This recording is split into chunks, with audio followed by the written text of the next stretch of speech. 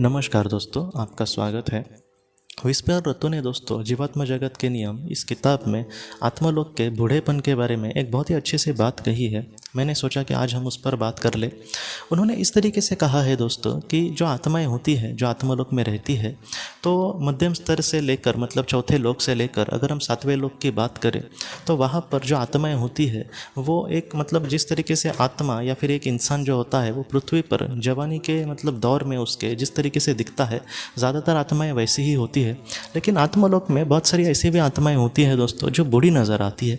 तो अगर ज़्यादातर आत्माएं जब वो यंग एज में ही जैसे दिखते हैं वैसे होते हैं तो वो बूढ़ी क्यों नज़र आती है कुछ आत्माएं आत्मलोक में? तो उन्होंने हमसे ये कहा है कि जो आत्माएं पृथ्वी के माया को ही पूरी तरीके से सच मान लेते हैं, मतलब ये जो मेरा परिवार है वही सब कुछ है, मेरा मेरा मतलब मेरी आत्मा का वही एक सच्चा हिस्सा है, या फिर ये प्रतिष्ठा मान, मेरा बैंक बैलेंस, मेरी गाड़ी बंगला, यही मेरा सब कुछ है। इस तरीके से अगर कोई एक इंसान सोचते बैठेगा पूरी ज़िंदगी और वो अगर आत्मलोक में चला जाए तो दोस्तों वो ऐसी जो चीज़ें होती है उसका कुछ हिस्सा उसके आत्मा पर भी उसका प्रभाव पड़ता ही है। जैसे मान, प्रतिष्ठा, पैसा, इन सारी चीज़ों का जो प्रभाव है वो उनके शरीर से या फिर उनके मन से उनके आत्मा पर भी पड़ता है। और कुछ जो लोग होते हैं दोस्तों वह आत्मलोक के ज्ञान को फटक से मतलब एक्सेप्ट भी करते नहीं, या फिर उनको करना पॉसिबल नहीं होता वहाँ पे।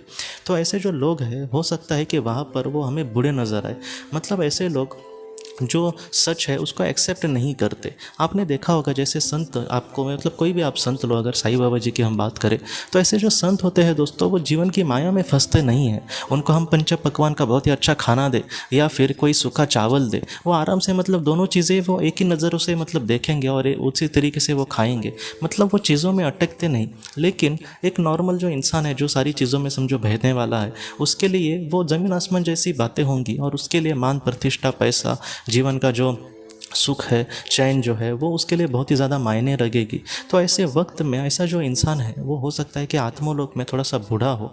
क्यों? क्योंकि वो जीवन को अब तक समझ नहीं पा रहा। और बाद में ये देखा गया है दोस्तों कि वहाँ की अगर दो तरीके वो आत्मा सीख जाए और वो भी अच्छे से मतलब जीवन को समझ जाए, वो ये समझ जाए कि ये माया ज़िंदगी नहीं है, असली ज़िंदगी जो है वो कहीं ना कहीं सर्वशक्तिमान ईश्वर ने हम मतलब हमसे जो भी वो चाहते हैं, या फिर निस्वार्थ भावना से कर्म करना, जीवन को समझना, किसी और के लिए कुछ करना, खुद के लिए हमेशा मतलब सोचते ना रहना, ऐसी जो चीज़ें हैं इस तरीके से वो जब अंगीकार करेगी, उसका मतलब है उसको एक्सेप्ट करेगी, तो ऐसे समय में दोस्तों क्या होता है कि वो जो आत्मा है वो धीरे धीरे अपने असल रूप में मतलब जवानी के तौर पर जिस तरीके से इंसान का मतलब जिस तरीके से वो दिखता है उस मतलब रूप में वहाँ पर वो आ सकती है। तो ऐसी जो चीज़ें हैं दोस्तों वहाँ पर हम छुपा नहीं सकते।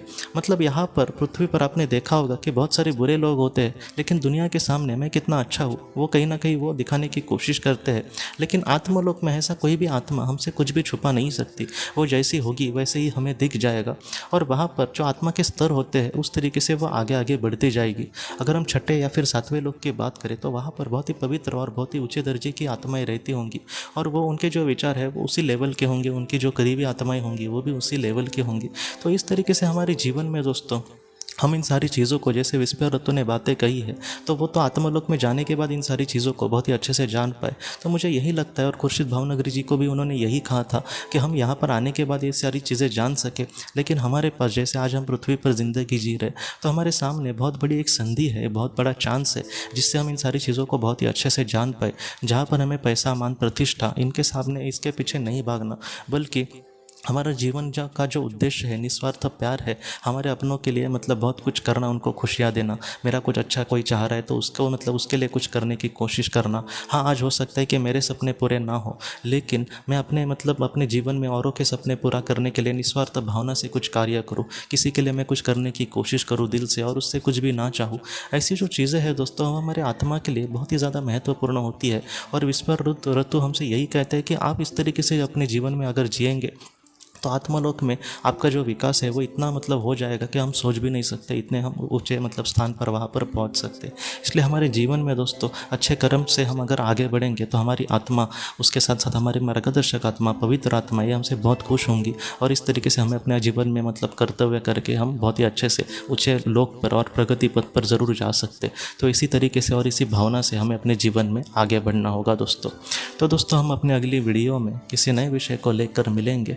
तब तक आप अपना, अपने परिवार का ख्याल रखना। आपका बहुत बहुत धन्यवाद। ज़िंदगी की रोशनी ये एक कंसल्टेंसी है जो ऐसे लोगों को मदद करने की कोशिश करती है जिन्होंने किसी अपने को खोया है या फिर जो लोग अपने जीवन में बहुत ही ज़्यादा दुखी है। जो लोग इस संस्था के साथ जुड़ेंगे उन्हें पास्ट लाइफ रिग्रेशन की ऑडियो, ध्यान करने के लिए 5 ऑडियो, 10 ऑडियो बुक्स और उसके साथ साथ PDF किताबें, मतलब ऐसी किताबें जो मोबाइल या फिर लैपटॉप या फिर कंप्यूटर पर आप पढ़ सकते हैं, ऐसी किताबें उन्हें ईमेल पर या फिर व्हाट्सएप पर भेजी जाएंगी। जो लोग इस संस्था के साथ जुड़ना चाहते हैं वो कृपया इस नंबर पर व्हाट्सएप मैसेज करें। आपका बहुत बहुत धन्यवाद।